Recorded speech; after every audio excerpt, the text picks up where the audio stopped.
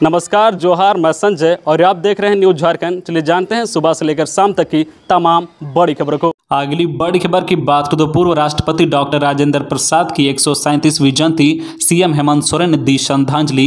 भारत के प्रथम राष्ट्रपति डॉक्टर राजेंद्र प्रसाद की आज 137वीं जयंती है।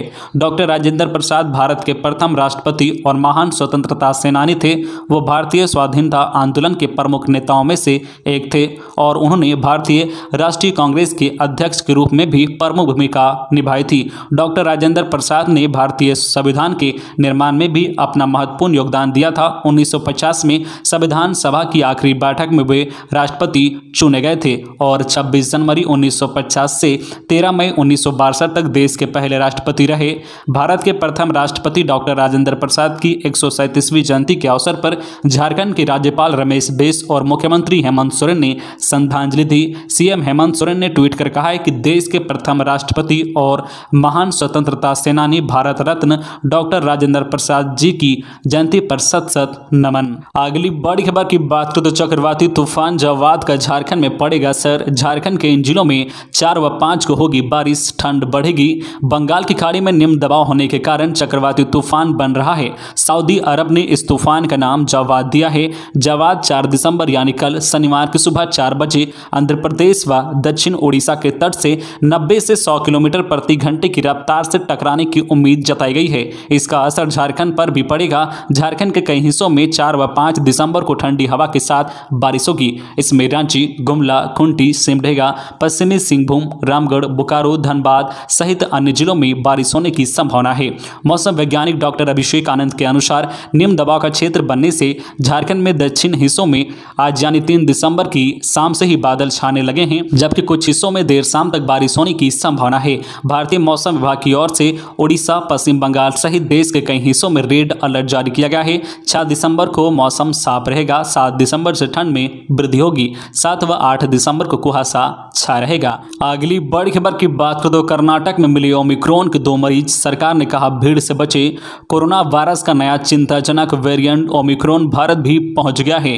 केंद्र सरकार ने कहा है कि ओमिक्रॉन के 2 मामले कर्नाटक में सामने आए हैं। सरकार ने लोगों से दहशत में नहीं आने, कोविड से जुड़े दिशा निर्देशों का पालन करने और बिना देर किए टीकाकरण करने की अपील की है। खासतौर पर भीड़ में जाने से बचने को कहा गया है।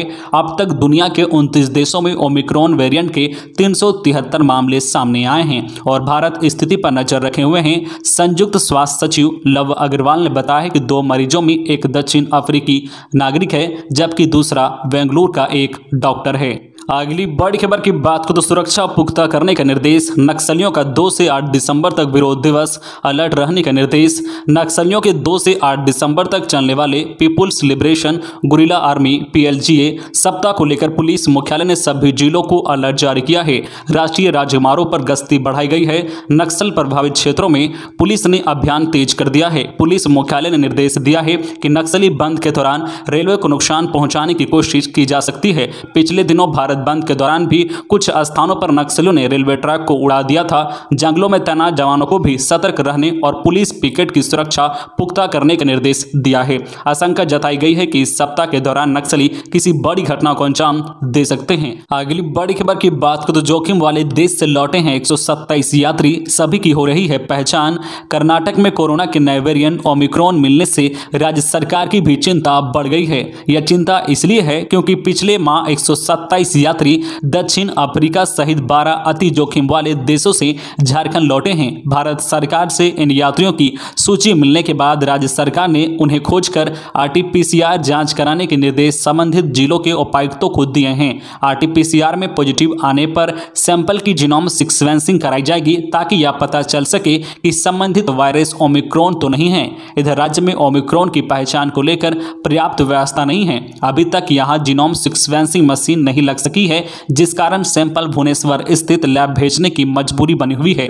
खबरों में आगे बढ़ने से पहले आपसे रिक्वेस्ट है कि अगर आप चैनल को सब्सक्राइब नहीं किए हैं तो प्लीज चैनल को सब्सक्राइब करके बेल आइकन प्रेस कर दे, जिससे आपको झारखंड की हर छोटी बड़ी खबर का अपडेट आप तक पहुंचता रहे। चलिए बढ़ते हैं खबरों की ओर। अगली बड़ी खबर की बात करें तो ट्रैपिंग कैमरे में कैद हुआ तेंदुआ। पलामू टाइगर रिजर्व में तेंदुओं की संख्या में इजाफा, अधिकारियों में खुशी। पलामू टाइगर रिजर्व इलाके में तेंदुआ और उसके शावकों को खेलते हुए वीडियो ट्रैपिंग कैमरे में कैद हुए हुई है। वीडियो में तेंदुआ और उसके बच्चे पेट्रोलिंग के लिए बनाए गए रोड पर खेलते हुए नजर आए हैं। पूरे देश में बाघों की गिनती शुरू हो गई है, जिसके लिए पलामू टाइगर रिजर्व के इलाके में बाघों की गिनती के लिए ट्रैपिंग कैमरे लगाए गए हैं। इसी ट्रैपिंग कैमरे में तेंदुआ और उसके बच्चे कैद हुए हैं। पलामू टाइगर रिजर्व के इलाके में हाल के दिनों में तेंदुआ की संख्या बढ़ी है। इस इलाके में तेंदुआ की संख्या 100 से अधिक हो गई है। अगली बड़ी खबर की बात करें तो महंगी गाड़ी में घूमेंगे झारखंड के मंत्रीगण, फॉर्च्यूनर गाड़ी खरीद कर देगी राज्य सरकार। झारखंड के मंत्रियों को राज्य सरकार नई गाड़ी देगी। मंत्रियों के लिए टोयोटा कंपनी की फॉर्च्यूनर गाड़ी की खरीदारी की जाएगी।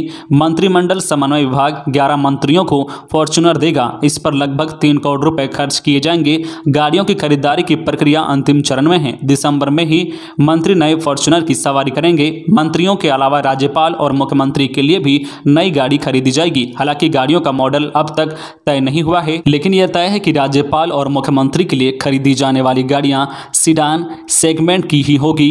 वर्तमान में मुख्यमंत्री कैमरी और BMW की सवारी करते हैं। नई गाड़ी का मॉडल मुख्यमंत्री ही पसंद करेंगे। अगली बड़ी खबर की बात करें तो दिल्ली की मॉडल ज्योति का बॉयफ्रेंड अरेस्ट, मॉडलिंग में फेल। गर्लफ्रेंड के सहारे झारखंड में कर रहा था ब्राउन शुगर की तस्करी, 18 दिन बाद पकड़ाया। पंजाब की तरह झारखंड में पांव पसार रहे नशे के कारोबार पर नकेल कसने में पुलिस पूरी मुस्तैदी से जुट गई है। ब्राउन शुगर की तस्करी के मामले में सुखदेव नगर इलाके से गिरफ्तार कर जेल भेजी गई दिल्ली की मॉडल ज्योति के बाद उसके तथाकथित प्रेमी गांधी उर्फ शैलेश को पुलिस ने अरेस्ट कर लिया है। गुरुवार देर रात पुलिस ने छापेमारी कर पिस्का मोड़ के पास से उसे गिरफ्तार किया है। ज्योति से पूछताछ में पुलिस को नशे के कारोबार के बीच बने इस लव एंगल की जानकारी मिली थी। पुलिस 18 दिनों से इसकी तलाश कर रही थी। इससे पहले भी इस मामले में कई नाम सामने आ चुके हैं, जिसके जरिए पूरे राज्य में नशा तस्करों का नेटवर्क खड़ा किया गया था। अगली बड़ी खबर की बात करें तो जेपीएससी 7वीं से 10वीं तक की प्रारंभिक परीक्षा के परिणाम की जांच हो। डॉक्टर अजय, कांग्रेस कार्य समिति के अस्थायी आमंत्रित सदस्य और जमशेदपुर के पूर्व सांसद डॉक्टर अजय कुमार ने झारखंड के मुख्यमंत्री हेमंत सोरेन को पत्र लिखकर झारखंड लोक सेवा आयोग जेपीएससी की ओर से 7वीं से 10वीं तक आयोजित प्रारंभिक परीक्षा के परिणाम की जांच कराने का अनुरोध किया है। उन्होंने कहा कि स्थापना के 20 सालों के दौरान आयोग सिविल सेवा की केवल 6 परीक्षाएं ले पाया है और ऐसी स्थिति में यदि ऐसे परिणाम निष्पक्ष नहीं आते हैं तो यह हमारे सिविल सेवा अभ्यर्थियों के साथ अन्याय होगा। इसलिए एक जांच समिति का गठन होना चाहिए जो हमारे छात्रों के आरोप के पीछे के वास्तविक मुद्दों की जांच करे और सच्चाई का पता लगाए। अगली बड़ी खबर की बात करें तो स्वर्ण आरक्षण 2019 से पहले की रिक्तियों में भी वर्ष 2019 के पहले की रिक्तियों में भी स्वर्णों को यानी आर्थिक रूप से कमजोरों को 10% आरक्षण का लाभ मिलेगा। नियुक्ति प्रक्रिया जिस दिन से शुरू होती है उसी समय का नियम लागू होता है।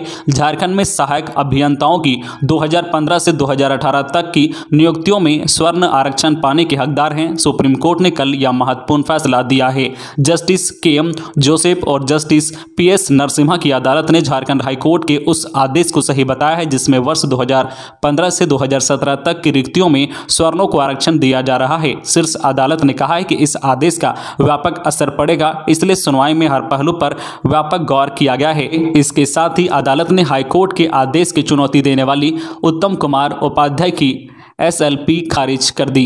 अगली बड़ी खबर की बात करें तो सड़क हादसे में हर माह करीब 10 लोग की हो रही है मौत। उपायुक्त ने अधिकारियों को दिए हैं यह निर्देश। झारखंड के पलामू जिले में सड़क दुर्घटना बढ़ी है।